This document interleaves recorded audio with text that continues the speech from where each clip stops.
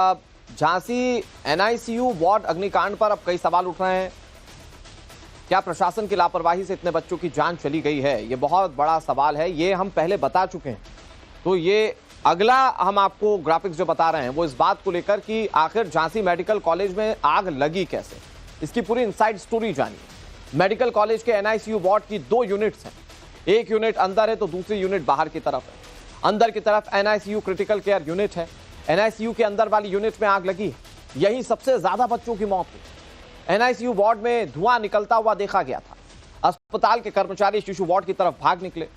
Entry और exit के लिए सिर्फ एक रास्ता था, जबकि नॉर्म्स ये कहते हैं कि एक इमरजेंसी एग्जिट अलग से बनाया जाना चाहिए। धुएं की वजह से कोई अंदर नहीं जा सका। शीशा तोड़कर रेस्क्यू ऑपरेशन की शुरुआत की गई, तो जो बच्चे बच पाए उसी रेस्क्यू ऑपरेशन की वजह से बच पाए। लेकिन जब तक बच्चों को बचाया जाता 10 नवजात शिशुओं ने अपनी जिंदगी खो दी। उन्होंने दम तोड़ दिया था वहां पर।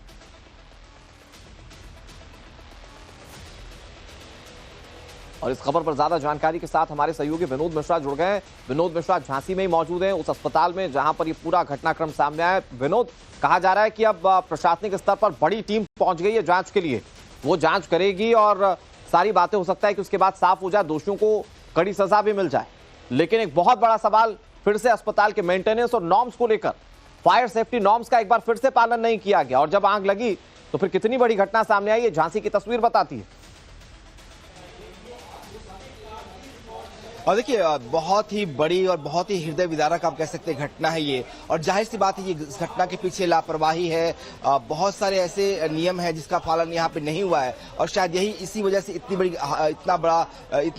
बड़ी घटना हुई है। इस वक्त मैं जो उसी वार्ड के बाहर खड़ा हूँ, ये एसएनसीयू है, एनआईसीयू, जहाँ पे बच्चों को रखा गया था।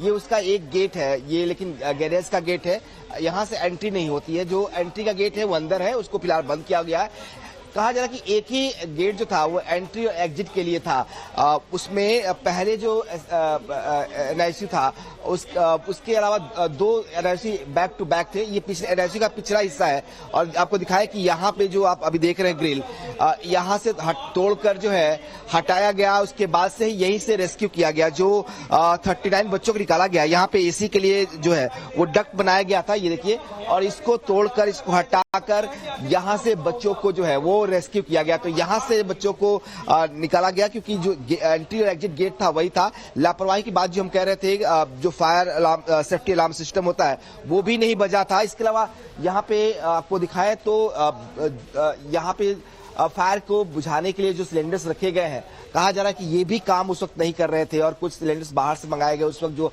अंदर थे वो बस शोपीस के तौर पर थे, उनमें गैस नहीं था। यहाँ देखिए तमाम जो रखे हैं ये कहा जा रहा कि इसमें से किसी में उस वक्त गैस नहीं था जिससे कि इसको बुझाया जा सके। तो ये सब कुछ बस एक दिखावा मात्र था अंदर, और इसीलिए कहा जा रहा है कि बड़ी लापरवाही है। ये ऐसी लापरवाही, ये जो आप तस्वीरें दिखा रहे हैं उसमें भी दिख रहा है कि कैसे फायर एक्सटिंग्विशर वहां पर मौजूद हैं, अस्पताल की शोभा बढ़ा रहे हैं। हो सकता है अस्पताल स्टाफ या अस्पताल प्रशासन को ये शोपीस के तौर पर दिखते हो, उन्होंने कहीं से कबाड़ से उठाकर रख दिया हो, क्योंकि जब जान बचाने का मौका था तो ये शोपीस तो चले नहीं, ये सिर्फ कबाड़ साबित हुए। लेकिन एक बात मुझे बताइए, आप जो तस्वीरें दिखा रहे हैं विनोद, इन्हीं तस्वीरों में लापरवाही की कई सारी चीजें उजागर हो गई।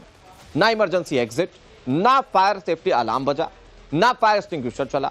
ये जो सारे आरोप लग रहे हैं, जो चश्मदीद बता रहे हैं, जो तस्वीरें चीख चीख कर कह रही हैं, अस्पताल प्रशासन कुछ कहेगा इस पर? क्या इस पर अभी तक कोई स्पष्टीकरण, क्लेरिफिकेशन अस्पताल प्रशासन की ओर से आया है? देखिए, अस्पताल ने ये कहा है कि फायर जो लगी है वो जो ऑक्सीजन कंसंट्रेटर था उसमें स्पार्क हुआ, लेकिन स्पार्क कैसे हुआ? ऑब्वियस बात है, तमाम एनआईसीज होते हैं, आईसीज होते हैं जहां पे ऑक्सीजन कंसंट्रेटर होता है, उसमें भी अगर स्पार्क हुआ तो कोई ना कोई रीजन होगा। उस रीजन के बारे में अभी जानकारी नहीं पाई है। ये जरूर बताया गया फौरी तौर पर कि उस ऑक्सीजन कंसंट्रेटर में जो है स्पार्क हुआ, जिसकी वजह से आग लगी और आग इतनी भयानक हुई कि विनोद, हादसा हो सकता है, हादसे की गुंजाइश होती है जब इतने सारे उपकरण हो, लेकिन उनसे बचने के लिए जब बहुत सारे नियम और नॉर्म्स हैं, उन नॉर्म्स पर अस्पताल प्रशासन कुछ बोलेगा कि नहीं बोलेगा? देखिए अभी तक चूंकि इस पूरे मामले में खुद मुख्यमंत्री ने संज्ञान लिया है और जांच कमेटी का गठन किया गया है, जिसको 12 घंटे के अंदर रिपोर्ट देनी है। जो कमिश्नर है झांसी के और जो डीआईजी है, इनकी 2 लोगों की टीम बनाई गई है जो पूरे मामले की जांच करके रिपोर्ट देगी, उसके बाद कार्रवाई होगी। लेकिन जो प्राइवेट एफएसआई लग रहा है और जो चश्मदीद है, जो विक्टिम फैमिली है, उनका जो दावा है कि तमाम जो नॉर्म्स होते हैं एनआईसी के, उसको फॉलो नहीं किया जा रहा था। यहाँ पे जैसा कि हमने पहले ही बताया कि एंट्री एग्जिट के लिए सिर्फ एक ही गेट था, कोई इमरजेंसी एग्जिट नहीं थी यहाँ पे, और इसीलिए इस गेट को तोड़कर यहाँ से निकाला गया। दूसरा जो फायर इक्विपमेंट होने चाहिए जो जिससे आग पर काबू पाया सके, वो उनके सिलेंडर्स के डेट भी एक्सपायर किए थे। यहाँ पे जो सिलेंडर्स रखे हैं, कहा जा रहा है कि ये देखिए लास्ट जो इसकी रिफिल हुई है वो 2020 में हुई है, उसके बाद ये नहीं हुई है, तो ये भी जो है काम नहीं कर रहा। तमाम जो यहाँ पे देखिए रखे हुए सब बस एक तरह से शो पीस के तौर पर है, किसी के अंदर गैस नहीं है, एक्सपायरी डेट्स के हैं। हाँ। इसलिए यहाँ से ये काम में नहीं आ पाए। दूसरा बड़ा जो फेल्योर था कि अलार्म सिस्टम जो था वो नहीं बजा। जो परिजन एनआईसी के बाहर थे, अमूमन एनआईसी में किसी को परमिशन नहीं मिलती, नवजात बच्चे थे तो अंदर जाने की परमिशन किसी को नहीं थी, तो जो परिजन बाहर थे उनको पता ही नहीं चल पाया कि अगर उनको पता चलता। बहुत सारे स्तर पर ये लापरवाहियां हुई हैं। एलिगेशंस बहुत सारे स्तर पर लापरवाहियां हुई हैं और ये लापरवाहियां कैसे दूर होंगी, अब इस मामले में तो कई सारे लोग दोषी दिखते हैं, तो कैसे कार्रवाई होगी। हमारे साथ इस पर बातचीत करने के लिए डिप्टी सीएम ब्रजेश पाठक जुड़ गए। पाठक साहब, हृदय विदारक घटना है, जो बहुत ही दुखद हृदय विदारक घटना है। जी सर। और हम सब अभी झांसी में ही हैं, रात में ही झांसी में पहुंच गया था। घटना के उच्च स्तरीय जांच के आदेश दिए हैं और पैरेलल मजिस्ट्रेटी जांच भी हो रही है, और घटना के कारणों का पता लगाने के लिए हमने कहा है तह तक हम जाएंगे।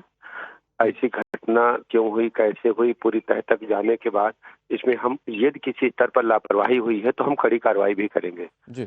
अभी तक मृतक के परिजनों को 5-5 लाख रुपए की आर्थिक सहायता और घायलों को 50-50 हजार रुपए, और जो घायल हैं उनके इलाज का पूरा खर्चा सरकार उठाएगी।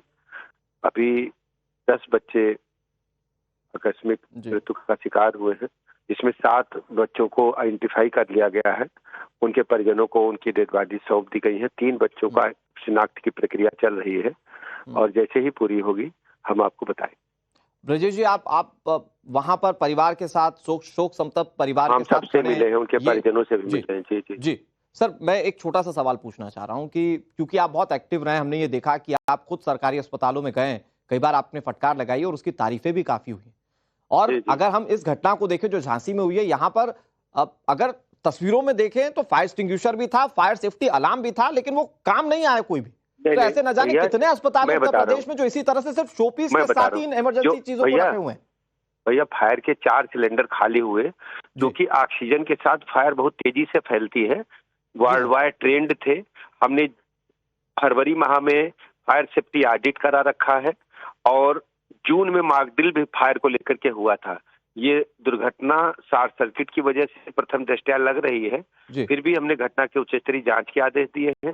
4 सिलेंडर जो लगे थे उस रूम में, चारों खाली हुए हैं, फिर भी आग चूंकि ऑक्सीजन के सहारे थी और जो इंस्ट्रूमेंट्स थे उनमें आग लग गई, वो सब ज्यादातर फाइबर या प्लास्टिक के थे, इसलिए आग ने विकराल रूप लिया और बहुत ही दुखद घटना हुई। सर, लेकिन चश्मदीद बता रहे हैं कि इसमें अगर गलती के तौर पर देखा जाए तो पूरी गलती अस्पताल स्टाफ की थी। कुछ अस्पताल स्टाफ तो आग की घटना सुनकर भाग निकले वहां से। नहीं, अस्पताल स्टाफ ने सभी बच्चों को जो अंदर एडमिट थे सबको बाहर निकाला और निकाल करके उनको सुरक्षित स्थान ले गए। जो माएँ थी उनको भी बाहर ले गए और अस्पताल के जो वार्ड बॉय थे, नर्सेज थे, उन्होंने अच्छा काम किया है। ब्रजेश जी, एक आखिरी सवाल और मैं जानना चाहता हूँ कि ये जो लापरवाही हुई है, क्या इससे सबक लेते हुए क्या दूसरे अस्पतालों का हम सबक लेंगे।